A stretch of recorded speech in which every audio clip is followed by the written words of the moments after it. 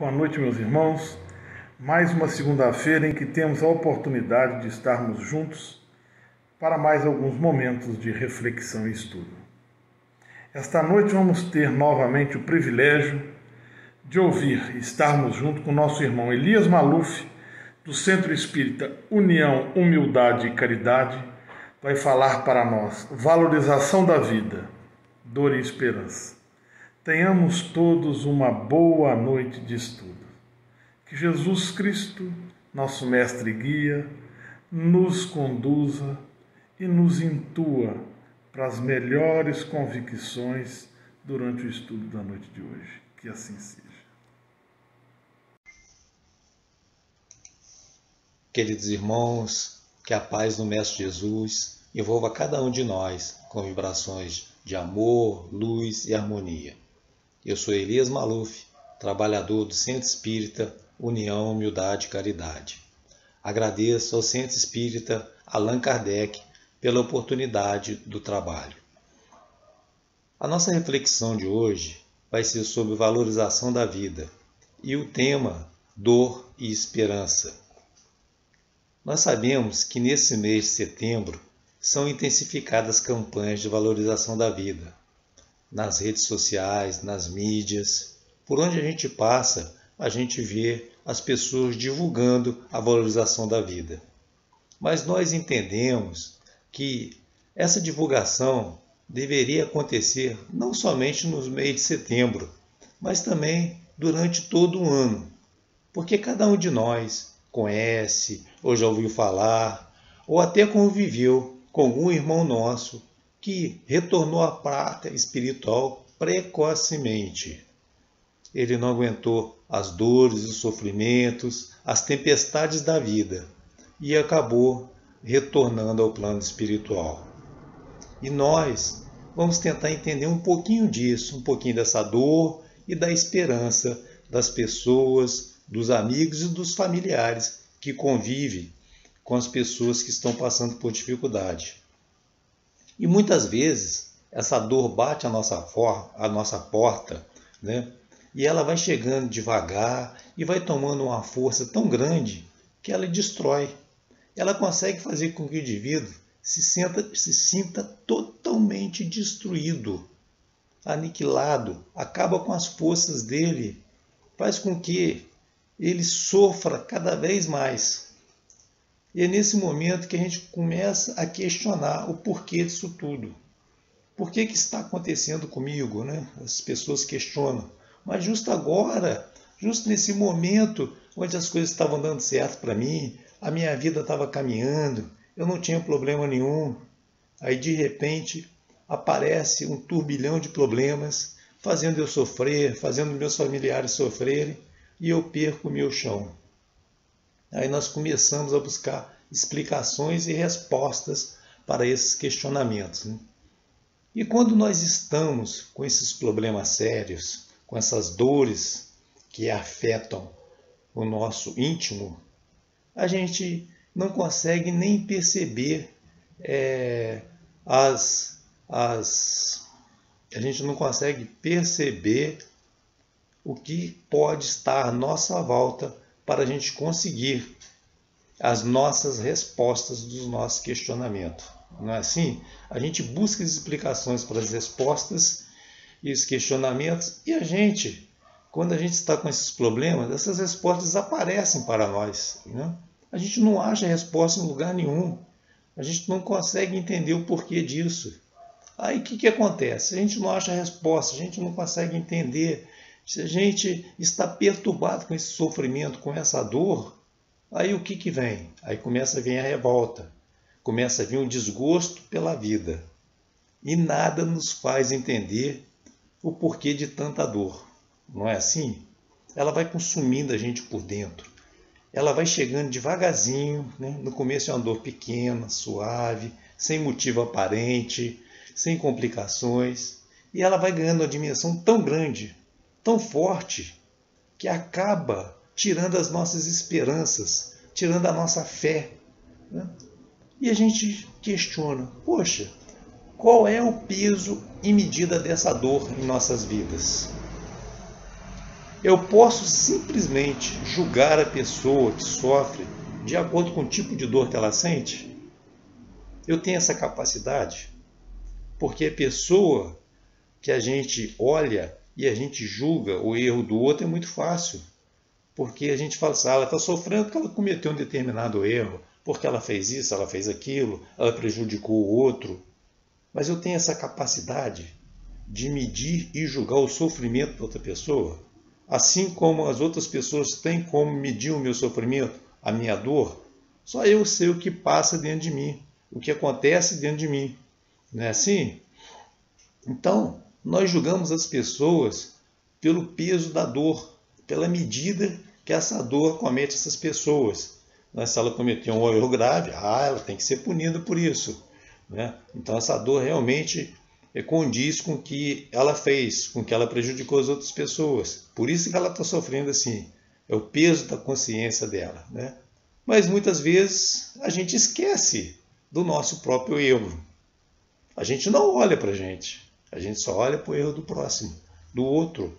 Né? A gente gosta muito de acusar, de apontar o dedo na cara do outro, mas a gente não para pensar o quanto nós erramos, o quanto ainda somos imperfeitos e o quanto precisamos melhorar.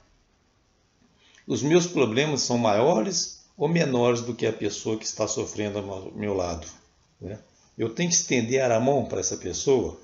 Eu vou ficar omisso a determinada situação? Ou eu vou deixar ela sofrer cada vez mais sem auxiliá-las? Né? Eu posso ser indiferente aos problemas alheios? Não posso, né? Eu tenho que auxiliar, eu tenho que estender a mão, eu tenho que oferecer a minha ajuda, ofertar essa ajuda para aquele irmão que sofre. Principalmente se estiver no meu convívio familiar, no meu convívio de trabalho, dentro da própria casa espírita. Quantas vezes nós deparamos com pessoas com sofrimentos profundos e sequer a gente estende a mão para essas pessoas. A gente simplesmente indica, olha, vai para o atendimento fraterno, um diálogo fraterno, né? Ou ler um livro, ler o Evangelho, fazer a leitura do Evangelho. A gente não percebe o quanto isso está doendo por dentro da pessoa. E a gente, então, na verdade, nós precisamos um dos outros para que a gente possa sobreviver. Mas cada um de nós tem o seu valor individual. Nós precisamos um dos outros. A gente tem que entender isso. A gente não sobrevive sozinho. Nós não estamos aqui na Terra sozinhos. Nós convivemos em coletividade. E a gente precisa crescer juntos. Sozinhos, individual, a gente não consegue superar os problemas do mundo, as dificuldades, as provas que são colocadas às nossas frentes. E nós sabemos que cada um de nós tem o seu limite. Né? Eu não posso tentar ultrapassar do meu limite. Eu não tenho forças para enfrentar determinados problemas. Né? O que parece ser fácil de resolver para mim, de repente torna-se impossível para outra pessoa. Né? Então, às vezes eu tenho um problema que eu consigo ir aos poucos dominando esse problema de uma forma suave, tranquila, e a pessoa que está do meu lado está com o mesmo problema, mas só que afeta muito mais ela, o sentimento dela pesa mais, o sofrimento é muito maior.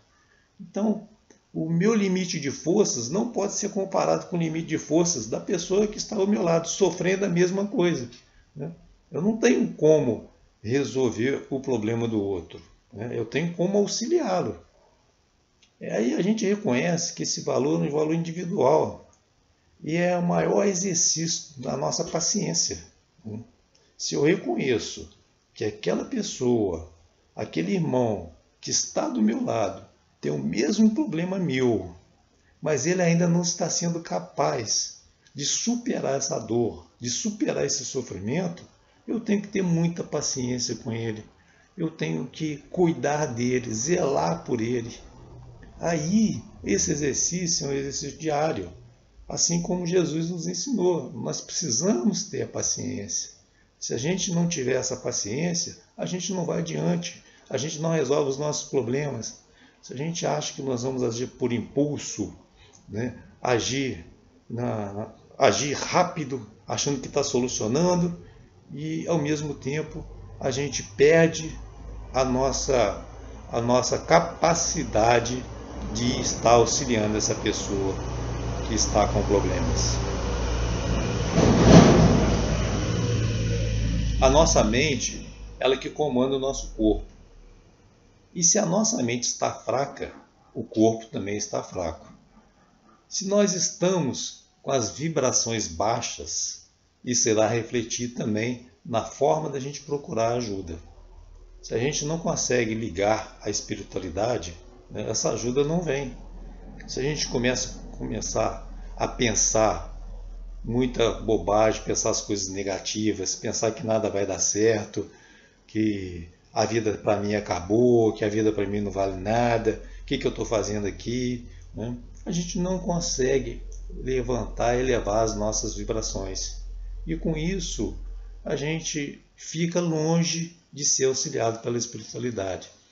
Os nossos problemas, as nossas dores, elas só são amenizadas e são atendidas através da prece, através da sintonia com Deus, no nosso íntimo, Quando a gente para e começa a colocar tudo que tem dentro do nosso coração nas nossas preces, começa a conversar com Deus de uma forma amorosa, de uma forma espontânea, de uma forma voltada ao amor, tirando aquele peso, aquele rancor que está dentro de nós. E a gente começa a perceber que a gente está elevando as nossas vibrações e nós estamos chegando, direcionando as nossas preces ao plano espiritual. E nós somos recorridos, nós somos auxiliados, nós somos ajudados. E a gente, então, começa a questionar. Mas por que tudo isso ocorre? Como que essa dor chega até nós? Ela vem assim de uma hora para outra, ela chega de repente, ela ataca fulano, mas não ataca o Beltrano, a minha mente é fraca. Mas essa dor, ela chega através dos pensamentos negativos. Ela vai tomando conta da nossa mente, vai enfraquecendo, vai gerando um transtorno dentro de nós e nós perdemos aquela alegria de viver. Nós perdemos o gosto pela vida. Olha que ponto que chega o sofrimento e a dor. Aí eu pergunto para vocês, qual a nossa capacidade de enfrentarmos os problemas diários? Ou nós não temos problemas? Todos nós temos problemas, mas nós precisamos saber administrar o nosso problema, saber lidar com ele. Não adianta eu querer dizer que eu vou solucionar todos os problemas de uma vez só, que eu vou terminar solucionando com os meus problemas e não terei mais problemas. Não é assim que acontece no nosso mundo de provas e expiações. Pelo contrário, quando a gente está vendo a luz no final do túnel, aí vem um problema mais forte ainda do que aquele que eu estava tentando solucionar. Aí vem um sofrimento muito maior, vem um desespero, vem um desânimo, vem a preguiça e vai tomando conta da gente. E o desânimo e a preguiça, gente, parece que não, mas realmente eles acabam enfraquecendo o indivíduo. Eles tiram as forças da gente. A gente não consegue reagir.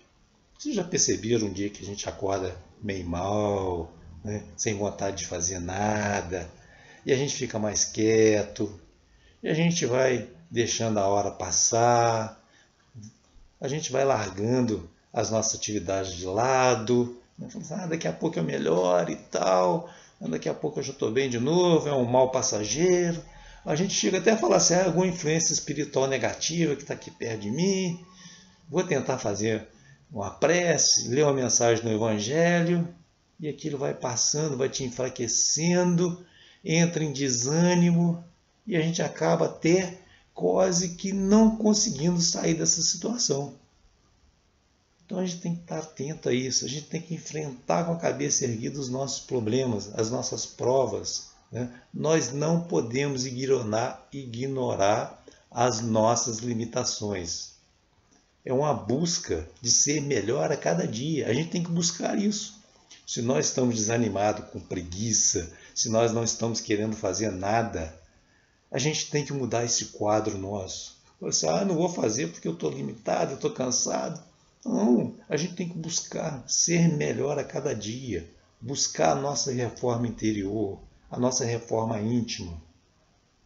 E eu fui buscar, lá no Livro dos Espíritos, uma pergunta que Kardec fez aos Espíritos. É a questão 943.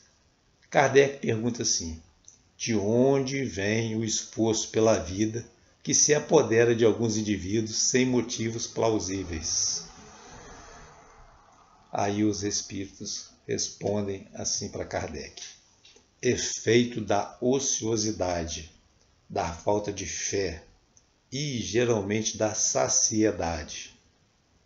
Para aquele que exercita suas facilidades com objetivo útil e segurando as suas aptidões naturais, e segundo as suas aptidões naturais, o trabalho não tem nada de árido e a vida se escoa mais rapidamente. Ele suporta as vicissitudes com tanto mais paciência e resignação, quanto age tendo em vista uma felicidade mais sólida e mais durável do que os espera. Aí a gente entende, né, que as causas desse desgosto pela vida são ociosidade, falta de fé e saciedade. A ociosidade, aquela indisposição, aquela preguiça, aquele desânimo. A saciedade, né, aquele complemento, aquela satisfação, a indiferença por ter seus desejos realizados. Então, para mim, tanto faz. Eu já realizei tudo, eu já tenho tudo que eu quero, então eu não preciso de mais nada. E a falta de fé, né? Isso tudo leva a quê? Leva à depressão.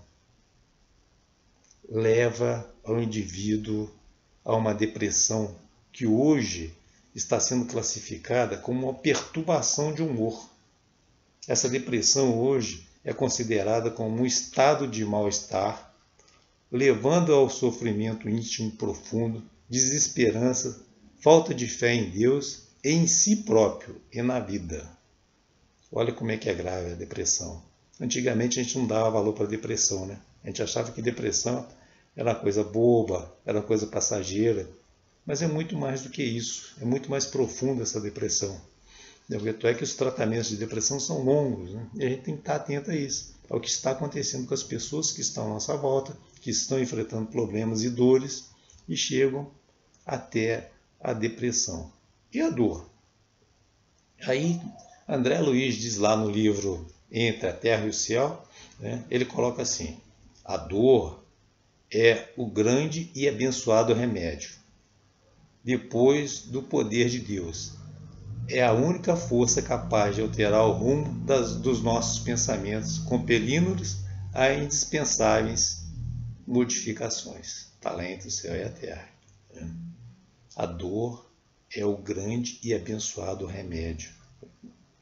Então, na hora que a gente acha que está tudo bem, que a gente está evoluindo, crescendo, que está tudo dando certo na vida da gente, vem a dor para nos chamar a atenção de erros cometidos, que o caminho que a gente está seguindo não é o caminho correto, que a gente precisa refletir sobre a nossa passagem aqui na Terra, a gente precisa rever os nossos conceitos, a gente precisa entender melhor o que nós estamos fazendo aqui. Aí, afinal, gente, eu pergunto para vocês, o que é a dor? Então a dor serve apenas para atrapalhar? E por que a dor aparece? Geralmente não sabemos, nem temos interesse em saber, né? Por que a dor aparece, por que a dor está atrapalhando a gente. Mas nessa questão que André Luiz coloca entre a terra e o céu, a gente sabe, né, que a dor é um remédio, né? E nós só queremos, somente entendemos que ela suma o mais rápido possível da nossa vida. Não é assim? Quando a gente está com dor, com sofrimento, a gente quer que aquilo desapareça, que aquilo não nos incomode mais, que não atrapalhe o nosso dia a dia, né? A gente quer voltar a estar bem, a gente quer voltar a fazer o nosso trabalho, as nossas atividades diárias, né? E eu busquei ainda um pouco mais sobre a definição da dor lá no dicionário. E está assim, ó. Em geral, é uma sensação desagradável e penosa, resultante de uma lesão, contusão ou ferimento de um órgão. Também se aplica aos sentimentos de tristeza, mágoa, aflição, decepção, desgraça e sofrimento. Olha só o peso da dor. Então não é só a dor corporal, é a dor sentimental, a dor interna nossa. Essa mágoa, esse sofrimento, essa tristeza que vai comendo a gente por dentro. A dor não é castigo, ela avisa a evolução do ser humano. A dor é necessária para a evolução do espírito adormecido para as realidades espirituais. Quando a pessoa está focada só na matéria, está focada só em adquirir bens materiais, em produzir e conquistar toda a matéria, e esquece o lado espiritual.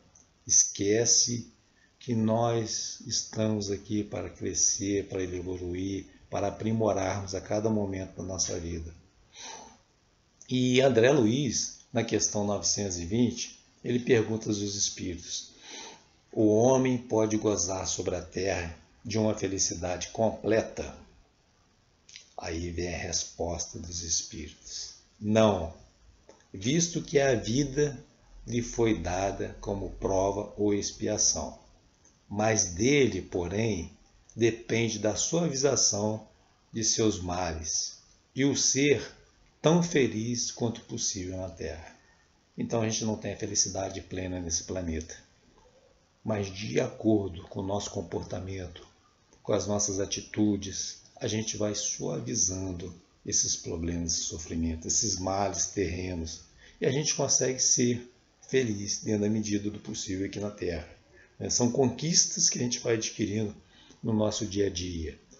A nossa reforma íntima, as nossas atitudes com o próximo, o carinho, o amor, a caridade, a humildade, o perdão. Tudo isso faz com que a gente consiga conquistar algo de melhor para nós mesmos. Isso é um aprendizado. A gente precisa estar nos policiando a todo minuto da nossa vida. Errar, a gente erra. Nós vamos continuar errando, sim. Mas nós precisamos também olhar o lado positivo da coisa. A gente está amadurecendo, a gente está crescendo. Nós estamos fazendo escolhas corretas nas nossas vidas. Nós estamos auxiliando o próximo, nós estamos trabalhando dentro de uma casa espírita, nós estamos trabalhando na assistência social, no movimento espírita.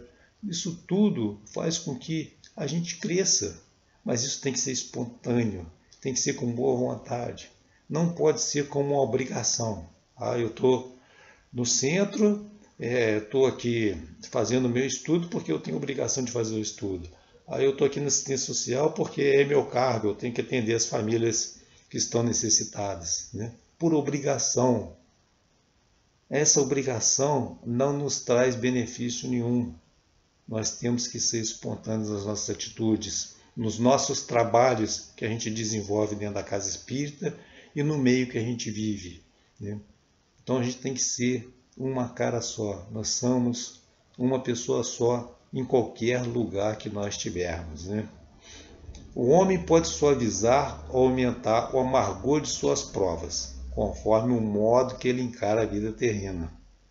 Quanto mais ele sofre, mais longe será a duração do sofrimento dele. Isso é uma maturidade dele. Quanto mais ele sofrer, quanto mais ele encara a vida terrena com o sofrimento, esse sofrimento vai longe, ele vai durar muito mais. São os conflitos íntimos, os conflitos íntimos internos e externos, que cada um tem. À medida que eu vou absorvendo meus problemas, de uma forma tranquila, né, esses problemas são amenizados. Mas se eu vejo ele de uma outra maneira, que ele está me atormentando no meu dia a dia, tirando minha tranquilidade, esse sofrimento vai continuar longo, né? Assim como esses conflitos externos que atingem a gente também, né? Uma pessoa que cometeu um mal para a gente, que está constantemente nos prejudicando, querendo nos derrubar, né? São esses conflitos internos que fazem com que a gente sofra. A gente não pode deixar ser envolvido por ambos os conflitos. Isso são as nossas escolhas, isso são a nossa maturidade de cada um, são os nossos crescimentos individuais. E quando nós fazemos escolhas, né, a gente pode fazer a escolha certa, a gente pode fazer a escolha com alegria, né? E às vezes, quando a gente escolhe o lado bom, a gente consegue evoluir e crescer. Mas às vezes a gente escolhe o lado ruim e no primeiro momento a gente tem alegria. Eu vou colocar aqui para vocês, a gente tem uma pessoa que está sempre nos atrapalhando, cometendo mal conosco, e a gente vai e revida. A famosa vingança. Vou vingar de fulano, vou fazer isso, aquilo, porque ele está sempre me prejudicando. Ele tem que levar o troco, né? Aí naquele primeiro momento isso gera uma alegria, gera um impacto de felicidade. Olha, poxa, né? Consegui derrubar o fulano, né? Mas em seguida aquilo cai sobre nós. Aquilo começa com desânimo, com a tristeza, melancolia. Né? São as consequências dos nossos atos negativos, que muitas vezes estão associados a sentimentos negativos e conflitos internos, íntimos, né? Interferem na nossa autoestima. Né? Isso afeta profundamente a gente. E a gente não percebe.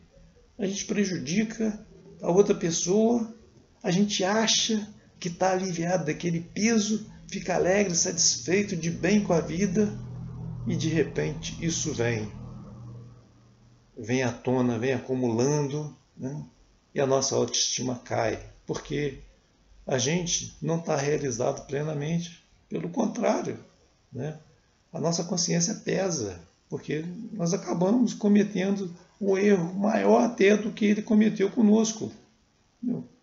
Essa revolta, essa vingança, não nos leva a nada. A gente tem que orar pelo seu irmão que ainda não encontrou o seu caminho. Orar por nós mesmos, né, para que a gente não cometa esses mesmos erros que o nosso irmão cometeu, né? Essa enfermidade, em grande parte, é a falta do alto amor, não é isso? Se a gente não tem a autoestima, se a gente não tem o alto amor, se a gente não tem confiança em nós mesmos, a gente não pode crescer, a gente não pode evoluir.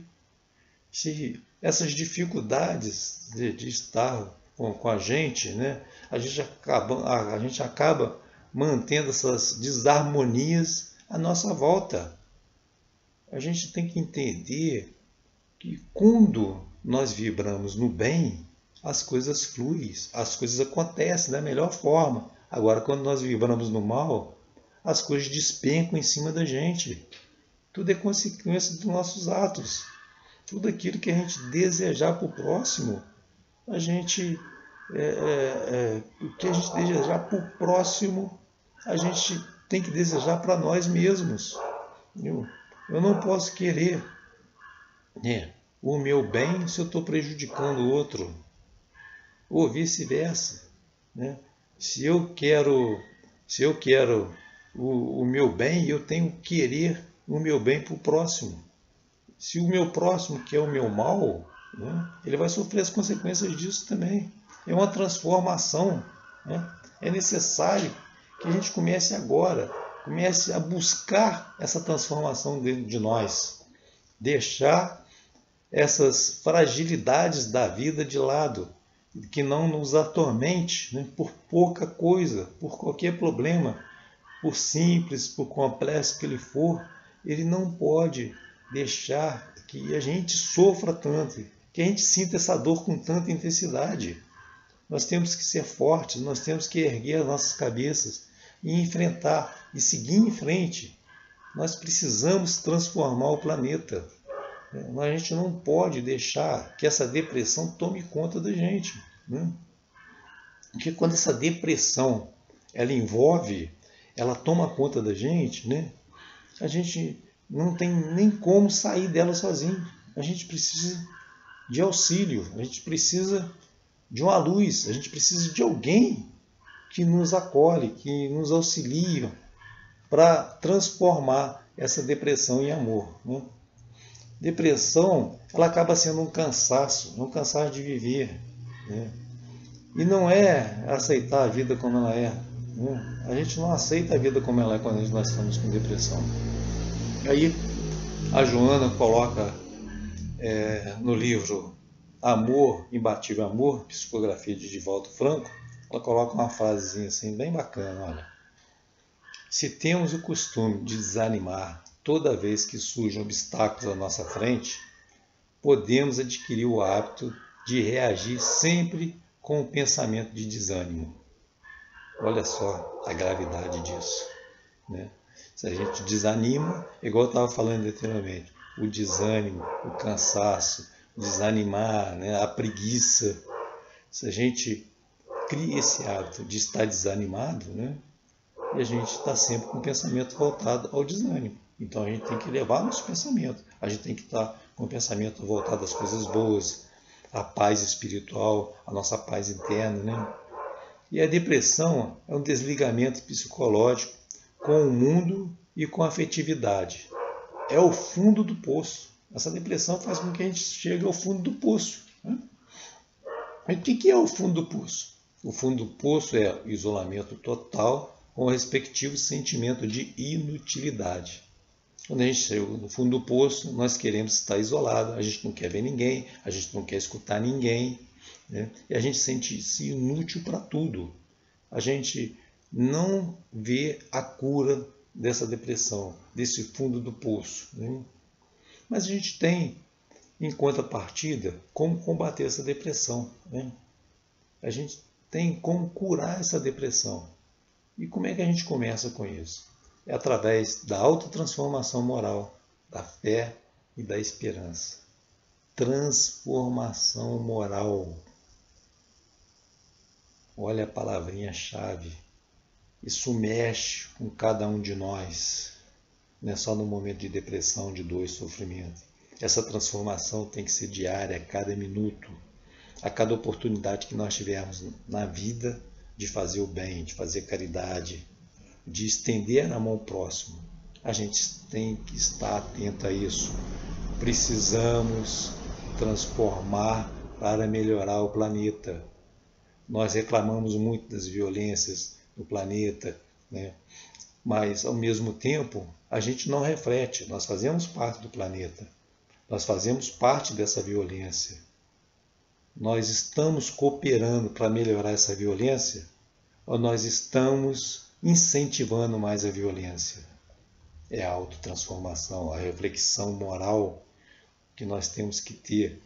Entender melhor o que nós queremos para nossas vidas, o que nós queremos para a cidade, para o estado, para o país, para o planeta que nós vivemos. Se nós queremos coisas boas, nós temos que agir e praticar essas coisas boas. Só assim a gente consegue transformar um pouquinho esse planeta de provas e expiações. Tirar essa violência da nossa volta. E a fé, né? Essa fé que todo mundo fala, eu tenho fé. A fé que Jesus nos ensinou, do tamanhozinho do grão de mostarda, que transporta montanhas, né? Essa fé é fácil da gente falar, de ter essa fé. Mas na hora que a gente precisa buscar essa fé, na hora que vem essa transformação de montanhas, que são os sofrimentos das nossas vidas, que são as dificuldades das nossas vidas, e a gente precisa tirar essas dificuldades do nosso caminho através da fé, através da esperança, através da nossa capacidade de sair dos obstáculos, superando eles de uma forma grandiosa, né? E a gente deixa de lado essa fé, a gente esquece da fé, da esperança. A gente acha que tudo que está acontecendo com a gente por consequências de atos do passado, mas muitas vezes são consequências dos atos dessa própria reencarnação, que a gente não se dá conta. E a gente acaba ficando sem esperança, sem fé, sem forças para lutar. E falando em esperança, né? O que é essa esperança? De onde vem essa esperança? Como conquistar essa esperança? Essa esperança vem da nossa superação. Ela existe através do esforço que a gente faz para vencer essas dificuldades, para transpor essas barreiras que acometeram na nossa vida.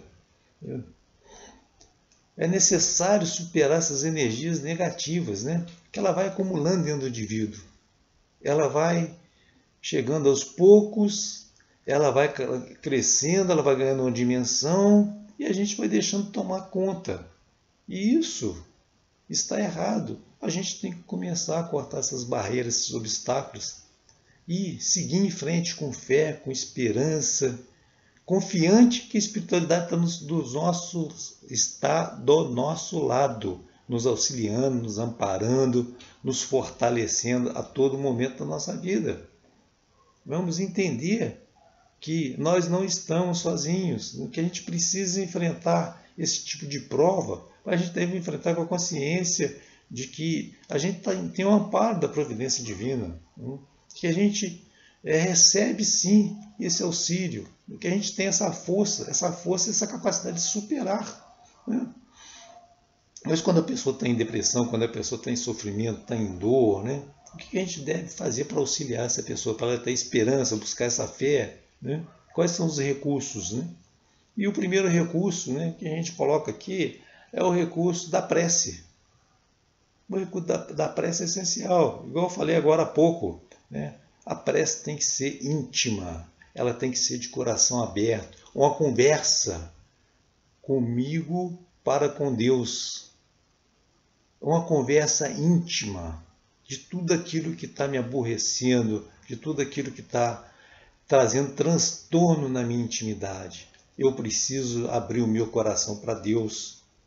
É Ele que vai me dar um amparo, é Ele que vai me dar o sustento para que eu consiga ter uma luz do fim do túnel, para que eu consiga descobrir o motivo da minha depressão, para que eu consiga aliviar as minhas dores, tomar a decisão de mudança, mudar essa força interior que está atrapalhando, está me comendo por dentro. Eu preciso transformar essa força em fé, em esperança, né? em capacidade de superar todos esses desafios, todas as aprovações que estão interferindo na minha vida.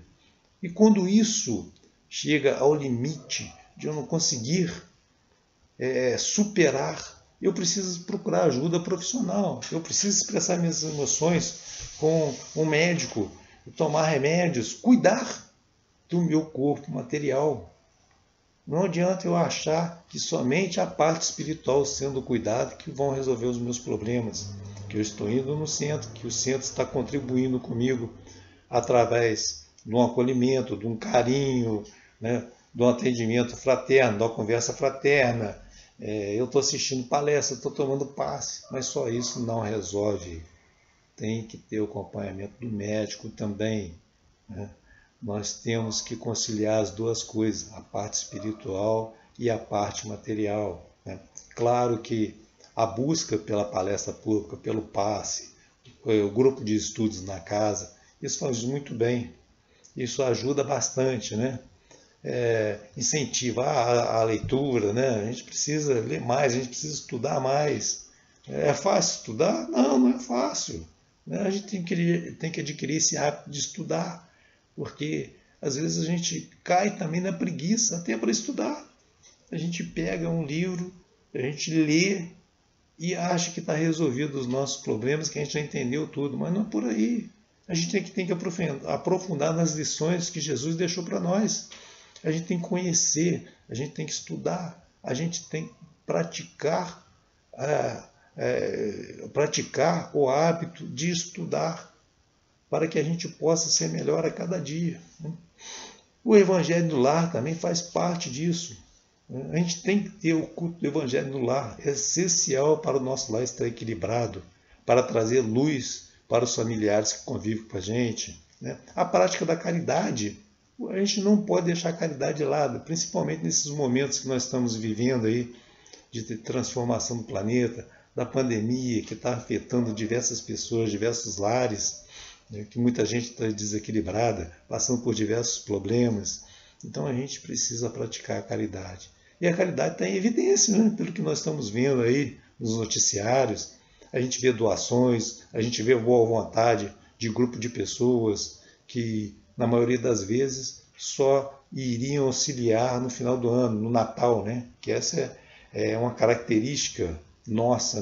A gente acha que a pessoa que está com dificuldade,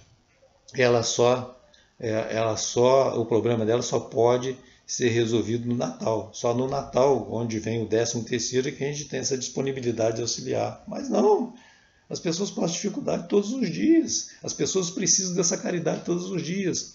Não só no final do ano, não só no aniversário de Jesus. Então, a gente tem que mudar essa característica nossa.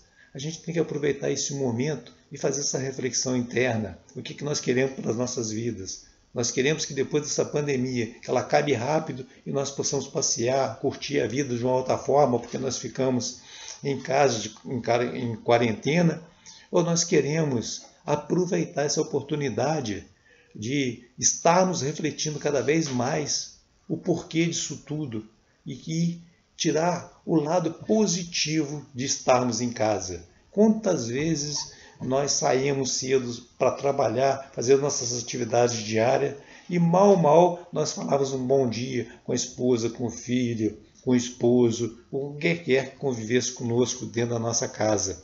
Passávamos o dia todo fora, no final do dia chegávamos e também, da mesma forma, nem tomávamos conhecimento dos problemas que estavam cometendo no nosso lar. Então hoje a gente parou, a gente passou a refletir, a gente passou a conviver mais com os nossos familiares dentro do nosso lar. E isso é muito bom.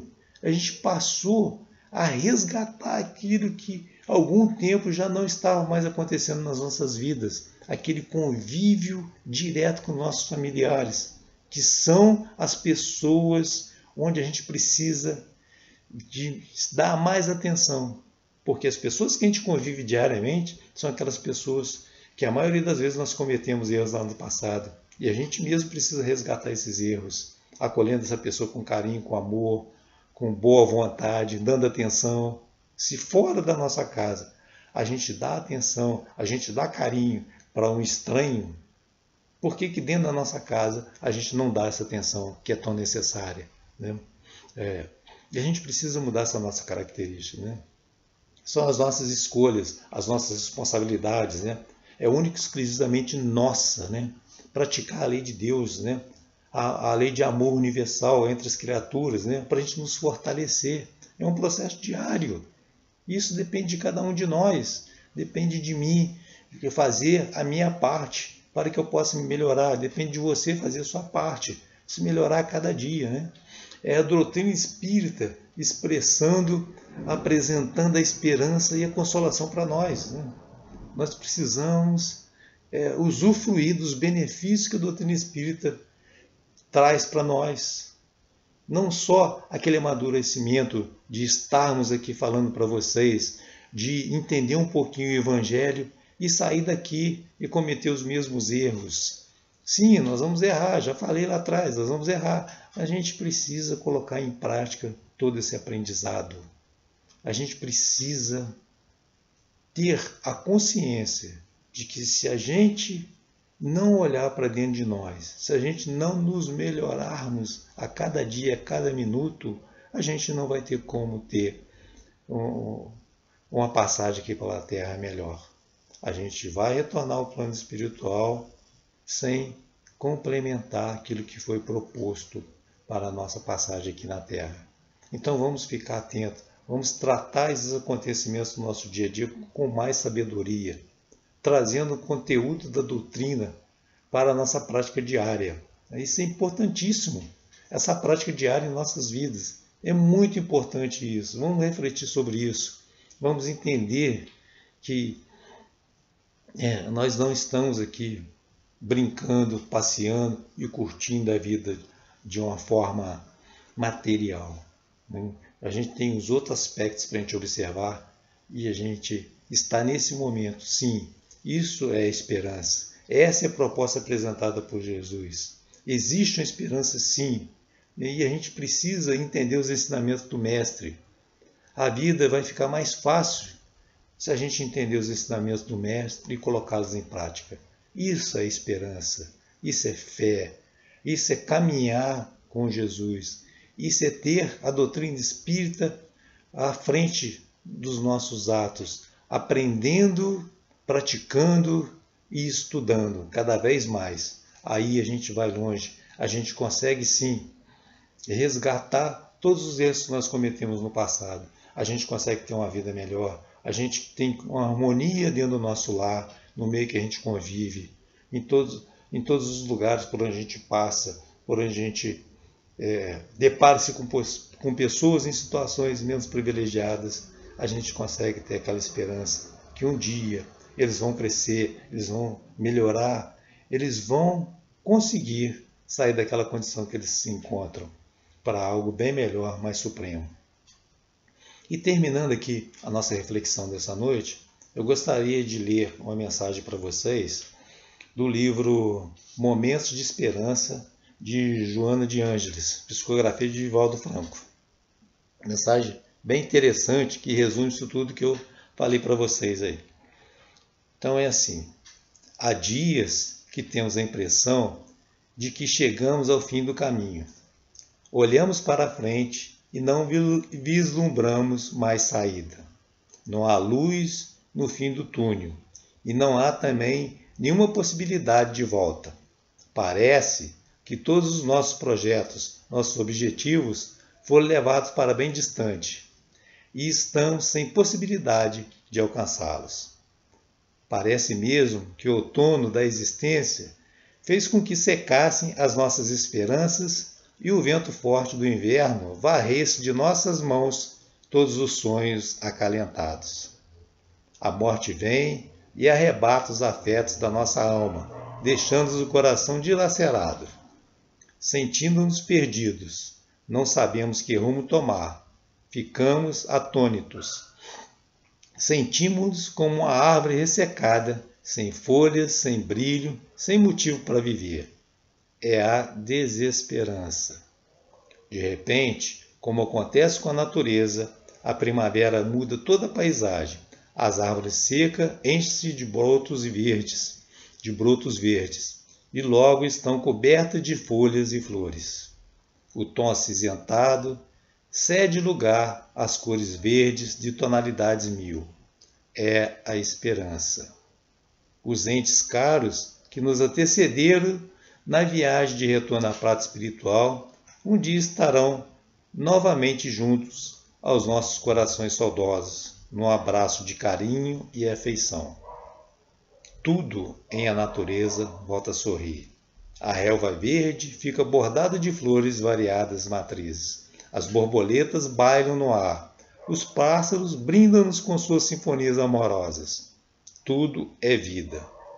Assim, quando a chama da esperança reacende nosso íntimo, nossos sonhos e desfeitos são substituídos por outros anseios.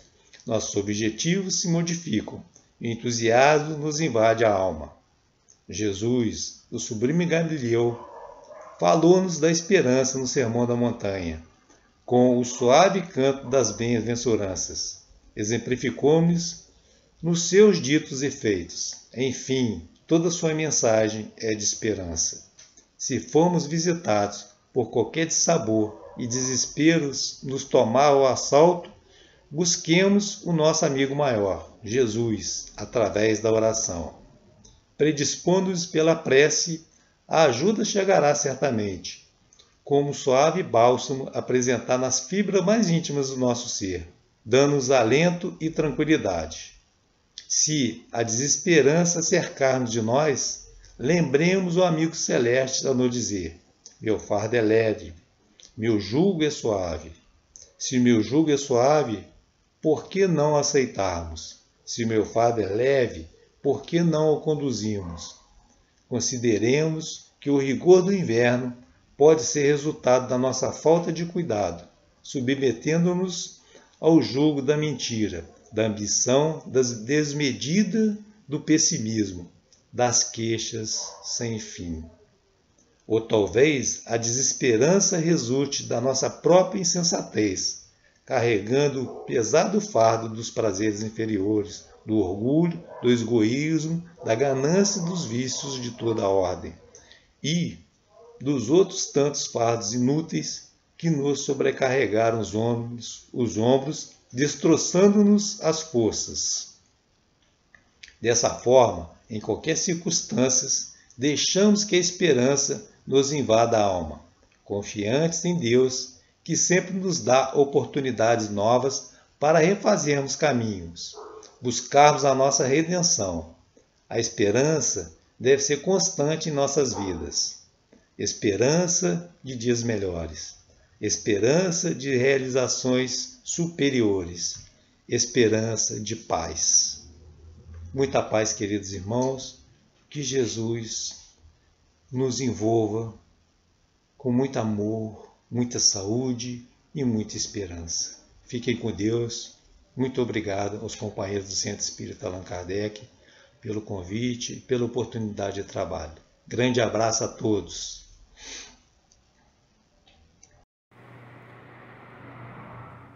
E assim, meus irmãos, concluímos mais uma noite de estudos. Muito obrigado ao nosso irmão Elias Maluf pelo carinho de sempre.